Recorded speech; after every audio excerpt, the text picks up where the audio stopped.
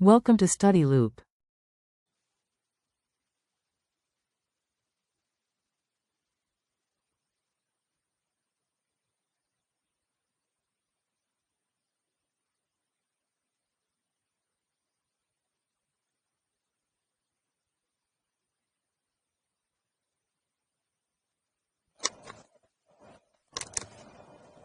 So once again, welcome to a new problem, and this time it's economics, and we're dealing with poverty.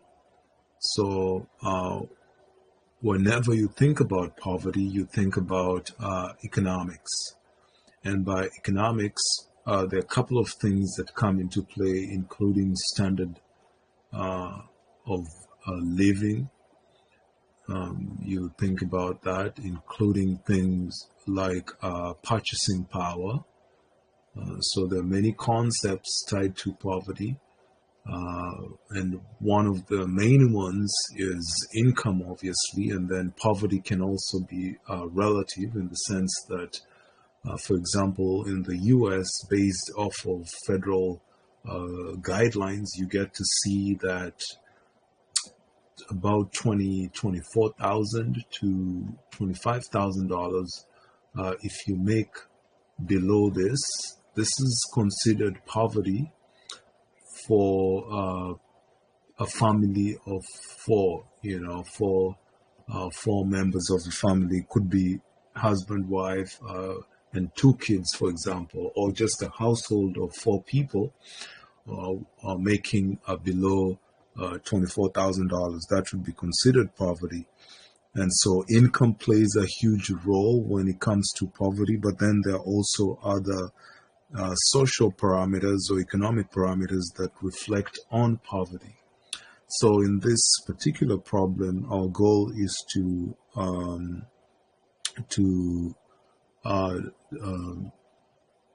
discuss, or you could say, expand on the outcomes of not dealing with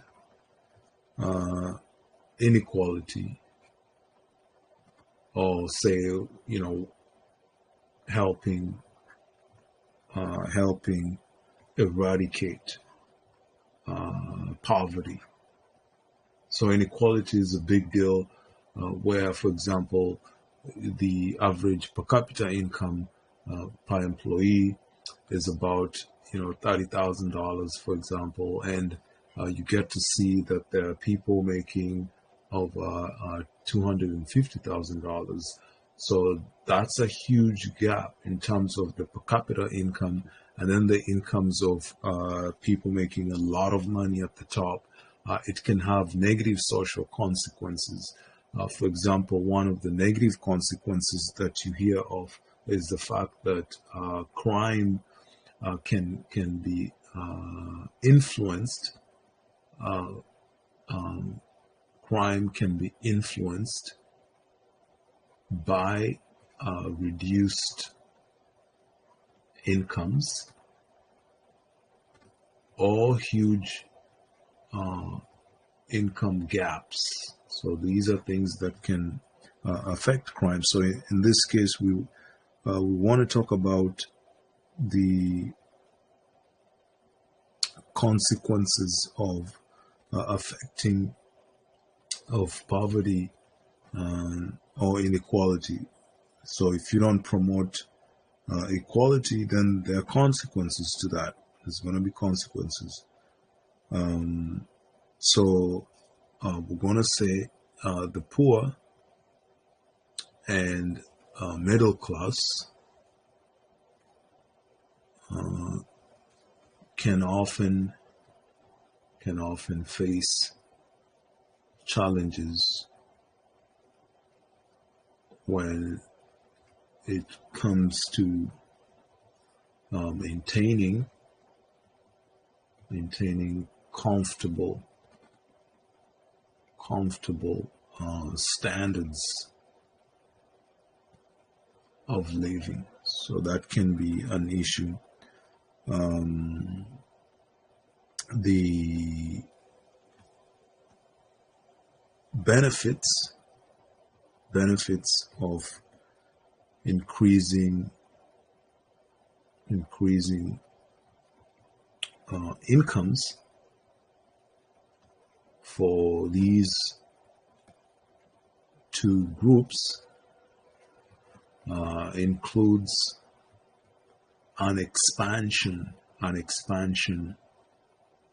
of GDP. Remember, GDP is the gross domestic product. This is the gross domestic product. This is the sum total of all the goods and services produced in a country. So we can say creating policies or systems that boosts the income of the bottom half of the population can have long-term consequences, including promoting an egalitarian society. And this is based off of economic parameters. So we can say not promoting equality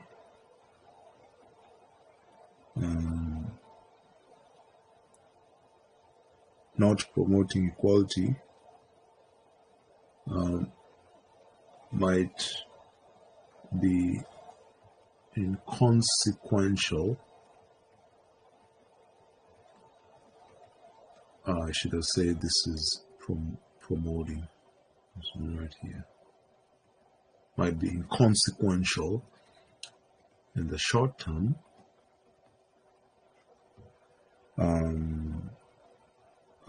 as it motivates people living in poverty to cherish or to aspire to be at the same income level as those at the top. So, you have these people and they're seeing other people with a lot of social benefits, including income and wealth. So we always talk about income and wealth in terms of inequality. So when they see that, there's an incentive for them to compete. So we can say this competition in the short run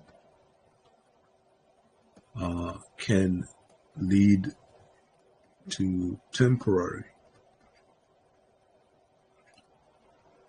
economic growth,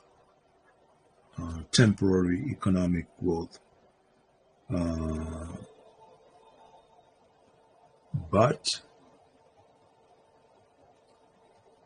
in the long run, inequality can discourage competition, as those below feel alienated from wealth and income distributions enjoyed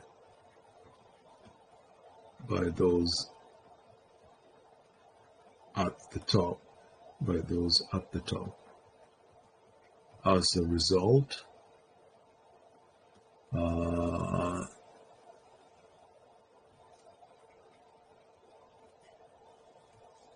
they abandon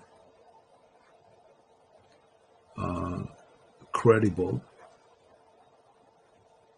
economic pursuits in place of negative ways of building income. This can lead to social strife and stifling of economic growth. So, it's two-pronged. On one side, you have cases where, there's low economic growth, and that can have consequences. And we can say lingering inequality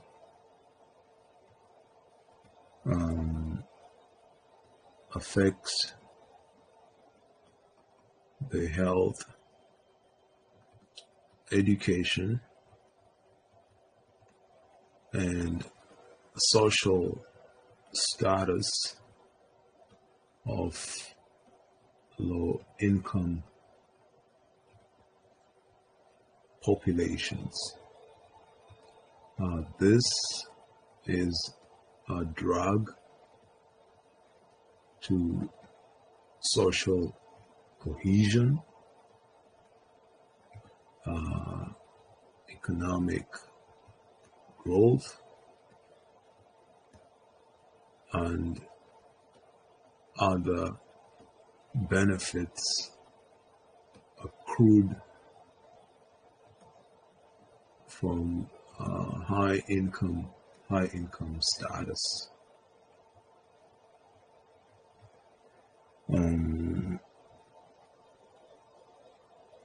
And then we could also say that poverty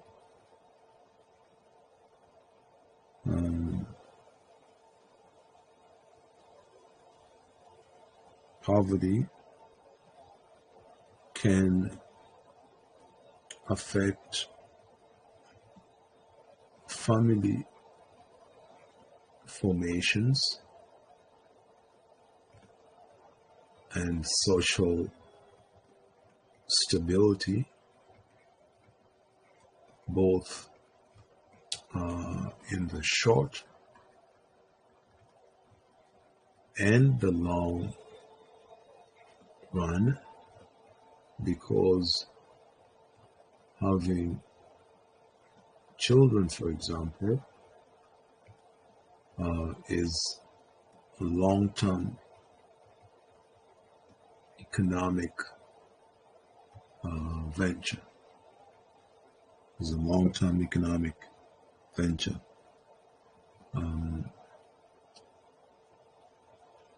Negative health consequences include lack of access to affordable, healthy, and organic diets associated with obesity or malnutrition.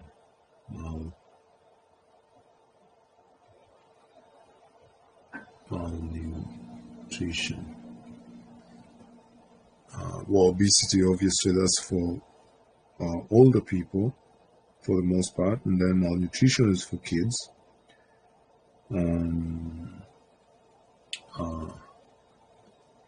The ultimate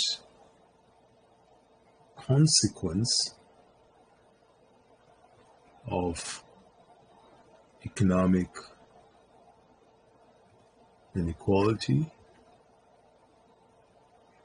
is social conflict or forced migration for those left out of economic left out of the prevailing economic infrastructure. So we have a case where we're discussing the outcomes of dealing with inequality and what happens if you don't do that. So poverty means that you're living below the, say, federal guidelines of poverty level. And one of the main consequences is that in the short term, people can feel that, oh, well, if someone else has a lot of wealth or income, then I can also compete and get to that level. So it can be an incentive for competition. But then in the long run, you start seeing other negative consequences of not promoting an egalitarian society. Of course, in the short run, when people start businesses to boost their wealth because they're at the poverty level and they want to come up, it can lead to a short-term economic growth and the boosting GDP. And the long-term consequences means that if you boost incomes, then the society becomes most stable and egalitarian. But then if you don't promote incomes and wealth, then people in poverty can feel alienated. So they can say, well, I can't get to that level because I'm outside the economic system. And therefore, this can result in other negative factors like, oh, you know what, I'm going to abandon all these credible economic pursuits and in place bring in, maybe get into crime or other social problems. And inequality can lead to problems in health, education, social status, and this can affect social cohesion, and political stability can also be affected. So another consequence is family formations. If you don't have money, it's difficult to partner up and start family and have kids. Can affect long-term population growth, can also affect other factors of social stability. And if you expand on the health, you have issues like obesity and malnutrition, because the low-income people don't have access to all these a little bit more affordable or expensive foods like organic food. So hope you enjoy the problem. Feel free to send any questions or comments, and have a wonderful